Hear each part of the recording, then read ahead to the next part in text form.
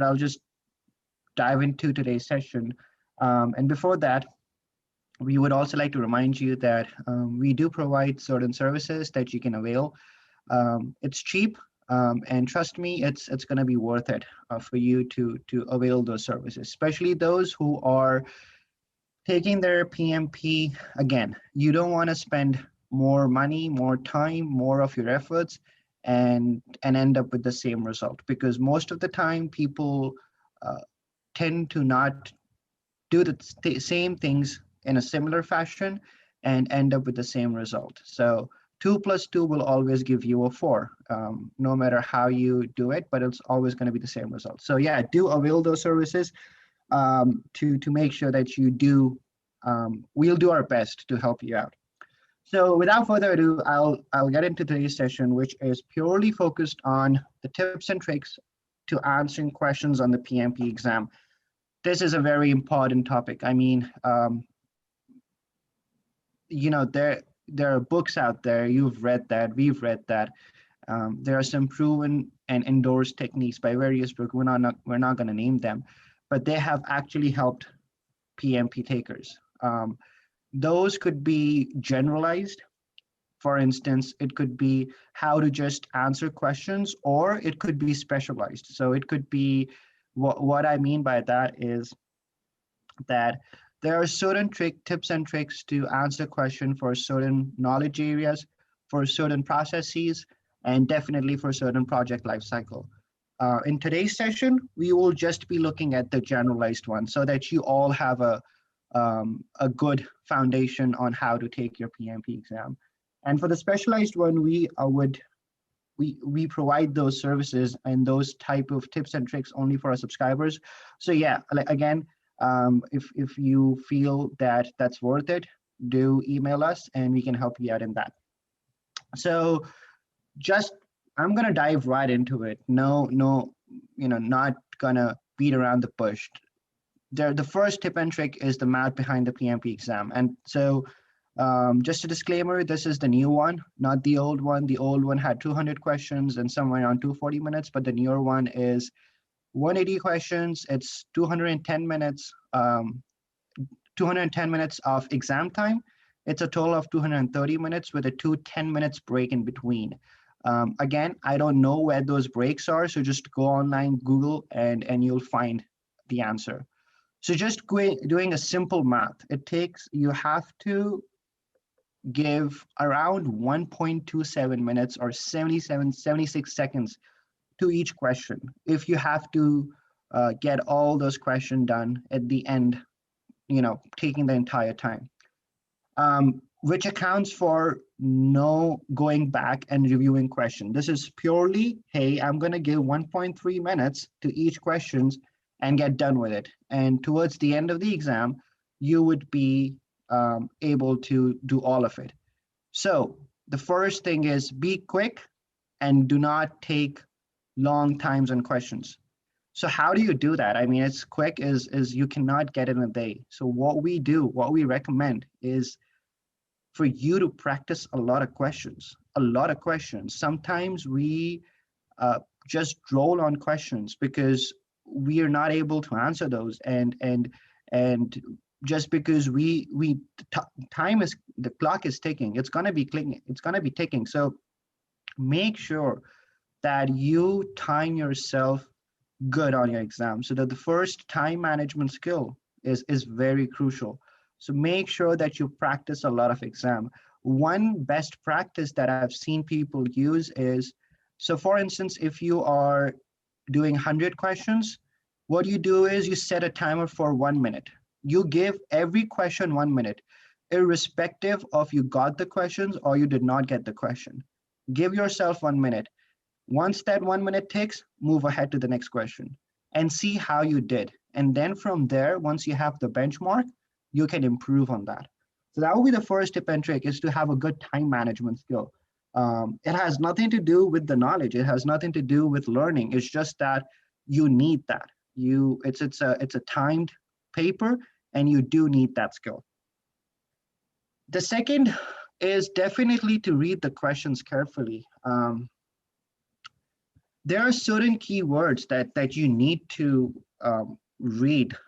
I've just given a few here, like most likely, least likely, what's the best option, what is not a good option, except these kind of words can really make or break um, that point.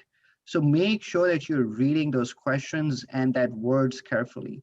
And not just those words, but the question in its entirety. You need to read that.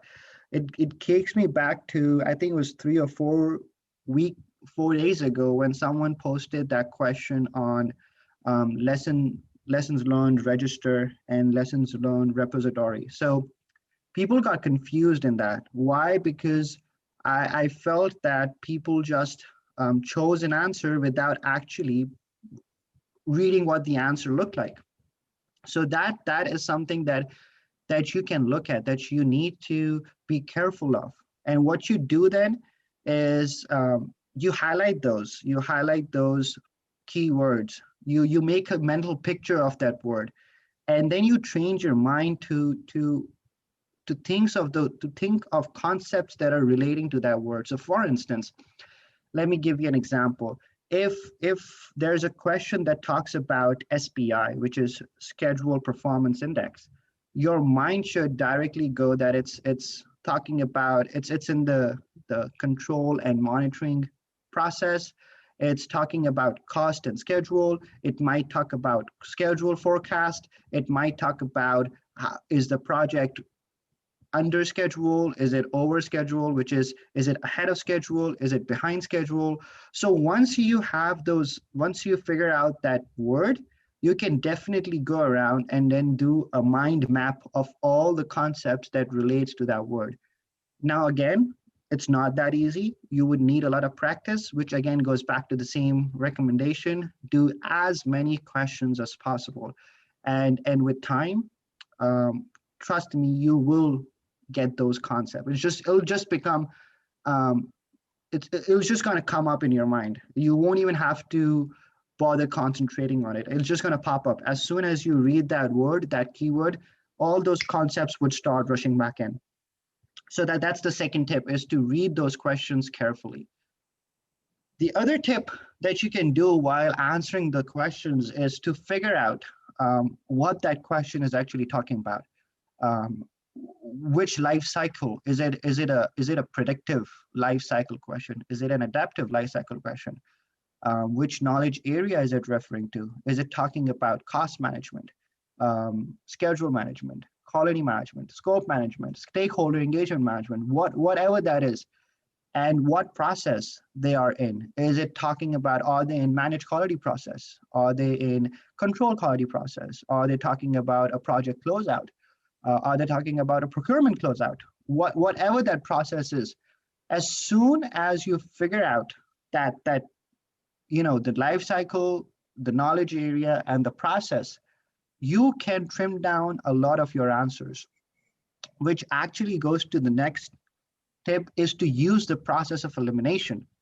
So once you have all that information in your head, you can eliminate a lot of the answers, because you know that those answers do not fall under that specific life cycle or knowledge area or process. So when you and probably this is sort of like an overarching tip. If you read the questions carefully, if you are if you train your mind to go back to the to highlight those keywords, you can definitely do that on the computer, but you can make a mind map of that in your brain and all those concepts that relates to it. And lastly, if you figure out this question is talking about this specific life cycle or this specific knowledge area or this specific process, trust me, you can eliminate a lot of your answers. You might not know the right answer, but if you eliminate the wrong answer, that is as good. So for instance, you are taking an MCQ, which is generally composed of 4 questions, and you don't know the answer, but using the process of elimination, you've eliminated 2 wrong answers. Now you are only left with 2 answers, and one of those answer is the correct answer. So just mathematically, statistically speaking, the probability of you picking the right answer now just went from 25% to 50% because you've already eliminated two options, and which is a higher probability. Just being a bit of math geek here, for every two questions that you attempt in the similar way, the chance you will get one answer, one question correct. The probability, so that's how things are. And reading a few articles on the threshold of um, of of passing the PMP exam, and again, don't quote me on this, but I think it's previously it was 61%. So just by math, just by if you were to eliminate, use the process of elimination on each and every question, there's a chance that you will get 90 of those correct, which is 50%. So I'm not saying that you should use that concept every time. If you know the correct answer, just go for it. But using the process of elimination can drastically increase your chances of choosing the right answer. So yeah, those, but like I said, this is sort of like an overarching tip. If you read the questions carefully, if you know if you read the answers carefully, if you know what the question is actually talking about, which knowledge area, which process, which life cycle, and if you figured out a few keywords, you can use the process of elimination and sort of drill down to the nearest correct answer. Um, the last tip, the tip number 5, which is to remember, like I said, you will not always be 100%. There would be times, and it's fine. You don't have to know every question. You don't have to know that the correct answer to every question. You just have to be sure enough to pick the right answer, which probably is a mindset that you have to train into, because people most of the time, what they do is they want to make sure that they're picking the right answer. And once they are in that mindset and they've chosen an answer, they start to um, question that answer, if I may, in a way that people, they would go back and it's like, is that the correct answer? And then they'll go back, read the question again, and all of a sudden they pick the right answer. But now, because they were in two minds, now in the second term they pick the wrong answer.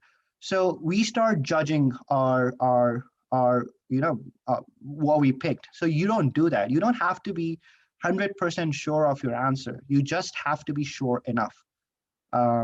And there are situations where you would find questions which you don't know the answer for. And what we do, it's just something, it has something to do with human brain. We keep on reading that question again and again and again and again, and coming up with that same result. Like I said at the start of this presentation, 2 plus 2 will never give you a 5, 6, 7, 8, or any other number. It will always come out to be a 4. And we draw so much on that question that we waste a lot of time. So what you do, this is a tip and trick that you can probably apply to all the questions. You first read the question properly, read the answers properly, use the process of elimination. You pick the best possible answer, not the right answer, the best possible answer.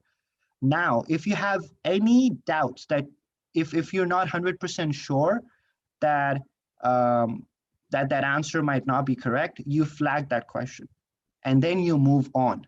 You don't obsess over it. You just move on, and that'll help you manage your time so good. Trust me, it'll manage your time. You just move on, and then what you should make sure is that you don't move on without selecting an answer. Once you've selected that answer, there's a chance that that answer might be right. But when you do not select that answer, flag it, and tell yourself that, hey, at the very end of this, at the very end, I'm going to come back, review those questions, and then pick the best possible answer. No, do that at that right time, because you have already spent around a minute just to read that question and to read that answer. When you move on, you do not select an option and you come back, you read that question again, which adds another 1 minute to that exam. So even if you don't remember, even if you're not sure of an answer, pick the answer, flag it, move on. If you do have time at the very end of your exam, you can always come back and review that question. But for instance, if you're not, you're at the very the clock ticks and you're at the very last question, at least you can be happy that uh, you did not choose any answer at all. So yeah, these were some tips and tricks that could help you. Um, I'm not gonna say make sure or ensure that you pass your exam with 100% probability, but what I can tell you is that these tips and tricks can help you a lot, a lot. I mean, you would be amazed to know that as soon as you start implementing these tips and these kind of tricks, you would see your results drastically increase. So again, just a flashback of what those tips are. Read the question carefully. Read the answers carefully. Make a mind map of the keywords. Train your mind to to to as soon as you read a certain specific keyword, those concepts that are relating to that keyword, they just comes to your mind just like that. And once you have those, use the process of elimination. Again, you don't have to, in situations where you're not sure of a right answer, you don't have to pick the right answer. You have to pick the best possible answer.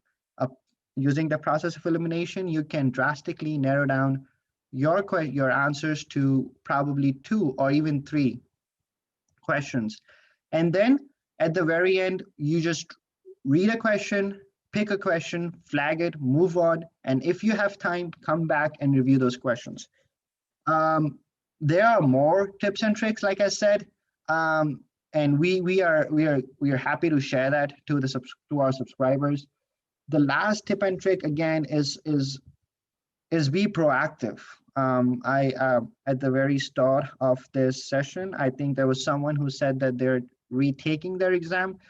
I'm pretty sure they paid a flat fee for their exam. Then all the resources that they were using, probably if they were using Prepcast or any other simulator, they probably paid for it. Now they're going to pay again for it, and not to forget to mention the amount of time that it takes for every attempt, which is 3 to 4 months.